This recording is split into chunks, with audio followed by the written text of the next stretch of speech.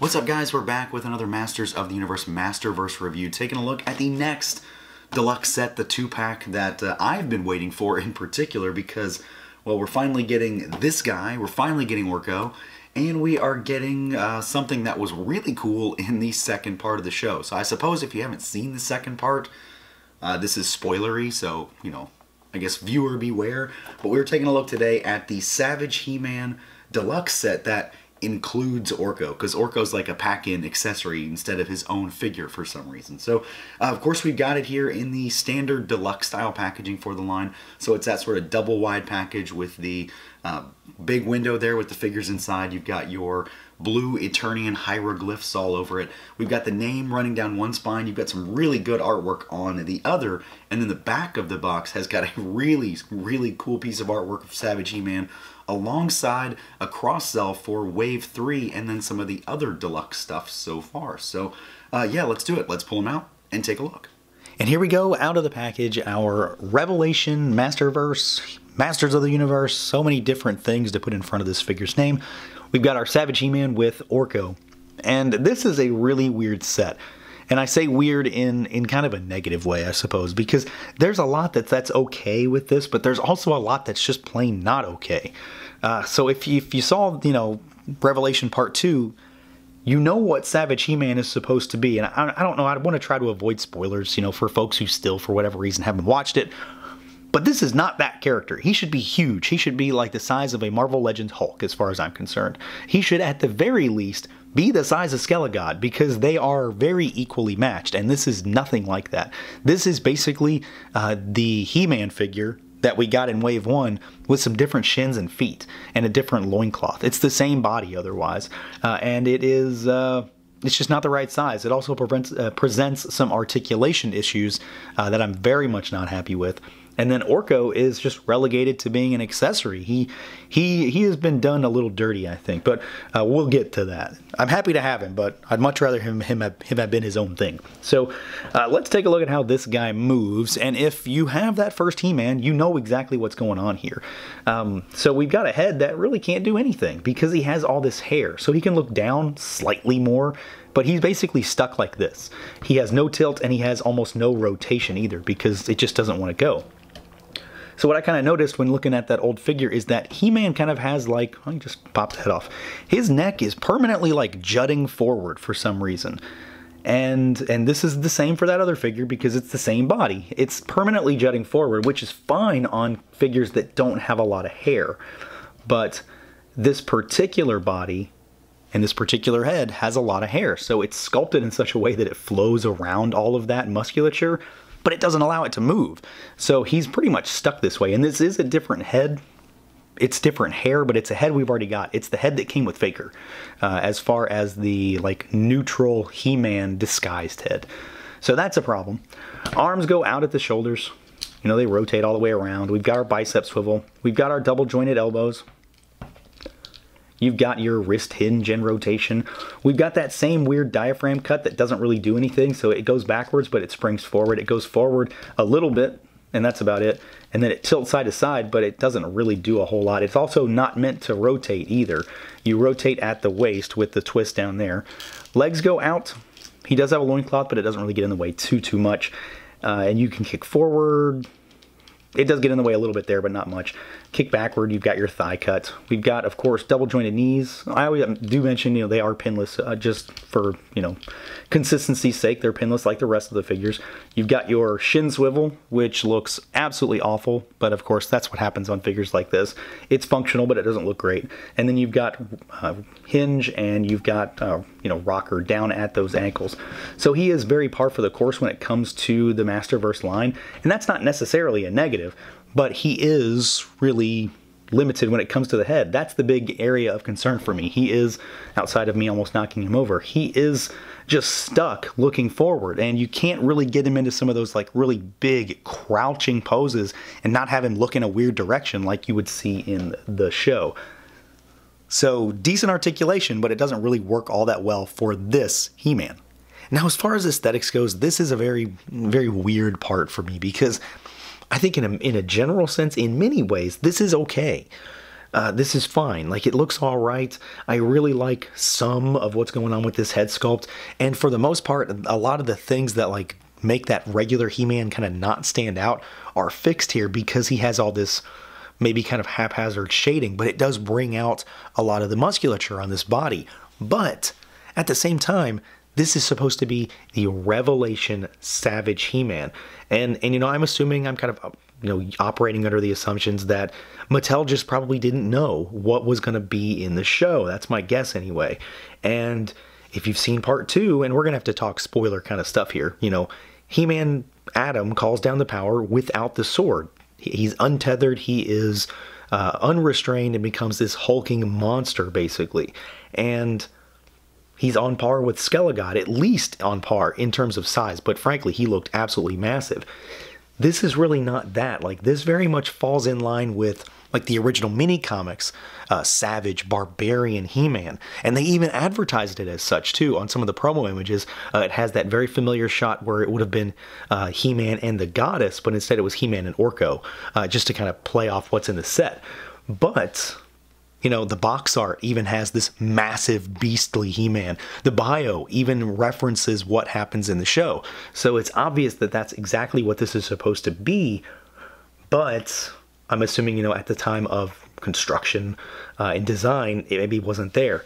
So we got what is essentially, you know, the He-Man body with a loincloth with a little, you know, tie on it and some wraps, and it looks fine, and some shins with some feet, and it looks okay. Like, the body's okay, but I can't, you know, really stress the fact that I'm very disappointed in terms of what this is supposed to be, because I would love to get this really ferocious, angry, beastly, huge He-Man. Like, I thought it was awesome. I really enjoyed that part of the show, and this is not that. This very much kind of fills a niche when it comes to He-Man lore. You know, that mini comic style of He-Man, but that's not what this is supposed to be. You know, we do have a lot that's changed on this guy, though, in terms of just the overall presentation. So it's He-Man without any armor, it's He-Man with a bigger loincloth, it's He-Man with a bunch of wash all over him. And it does make the figure, like, more attractive. It is kind of haphazard, but the wash does bring out a lot of the sculpt. And when you look at He-Man, he kind of just fades into just this bland skin texture. So it is a little bit better here. And then I do prefer this head sculpt. So you could, you know, honestly, you could, if you really wanted to, you could take this head sculpt and pry it apart, take the hair off, pry apart the other He-Man's head, plop that hair on, and you could have a more serious, more stoic He-Man rather than having that sort of goofy expression. But I also, at the same time, do like this hair. It's very, you know, kind of like classics King Grayskullish to me. So there's some good here, but at the same time, this sculpt precludes him from being able to do a lot with it. So this guy is very weird. I think he looks fine, like at face value. Like, this doesn't look bad. I think it's going to fit just fine into a He-Man display because there is history around He-Man looking like this in one instance or another. But within the confines of the show, it's just plain wrong. And then we come to everyone's favorite Trollan, and he's technically, I mean, I guess technically he is an accessory. He's really not billed as part of this set. It's the deluxe set is Savage He-Man.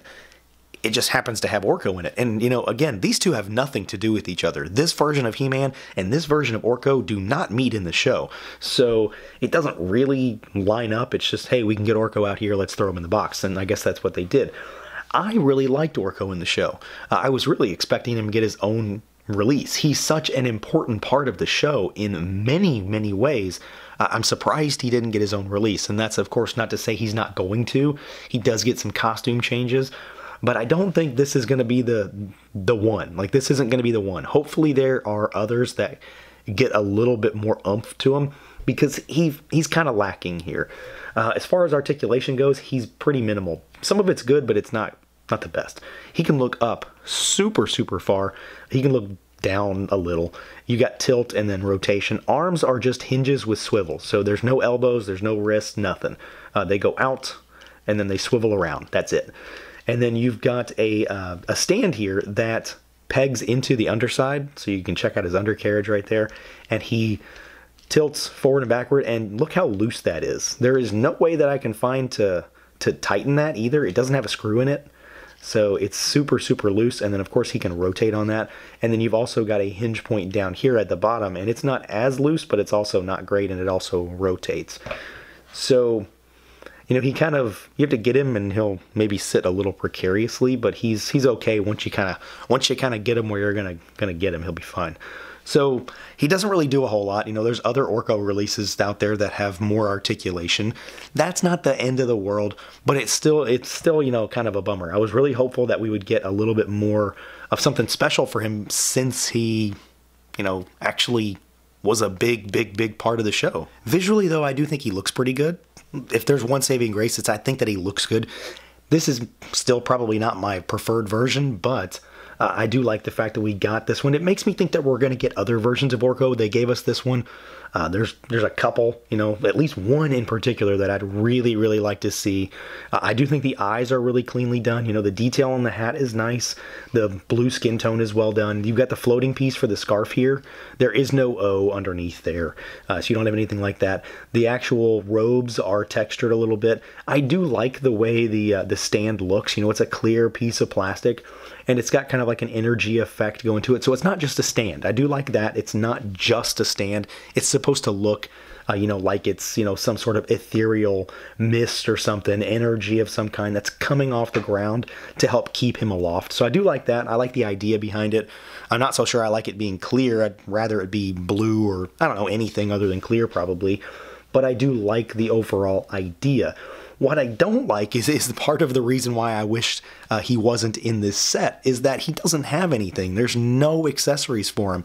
And again, for a show that he played such a pivotal part in, and he used magic nonstop, and it was again such a huge plot point about how magic was such an important aspect of Eternia, where it goes, where it comes from, how skilled he is in magic. He doesn't have anything to show for it, so I'm going to need to cannibalize some Marvel Legends effects or something to give him something, because I want him to be able to cast a spell, especially when I've got him going up and throwing down with Scare Glow. So he looks good. I'm happy with the presentation on him for the most part. He moves less than desired, and he comes with nothing. So it's another instance where there's a lot of stuff in this set, but I feel like he deserved to be on his own.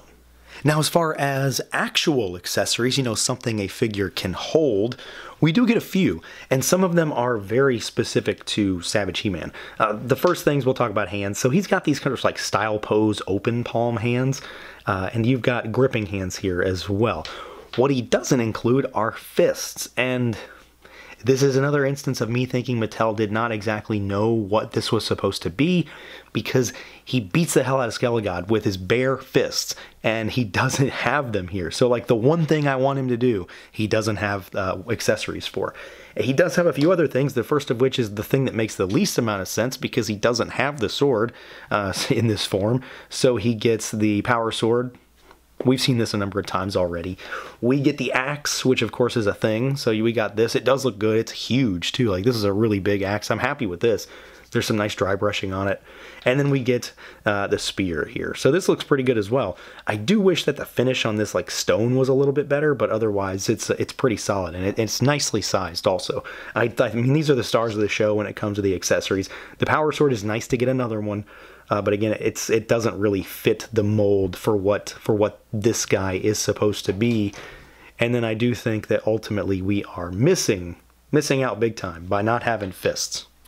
And then as far as our size comparisons go, here is, well, since I've talked about it enough, here is Skelegod in the middle with Orko and our He-Man, and you can get an idea of just how different they are. So if you've already got the He-Man and Skelegod, you kind of know what to expect, but he's woefully undersized.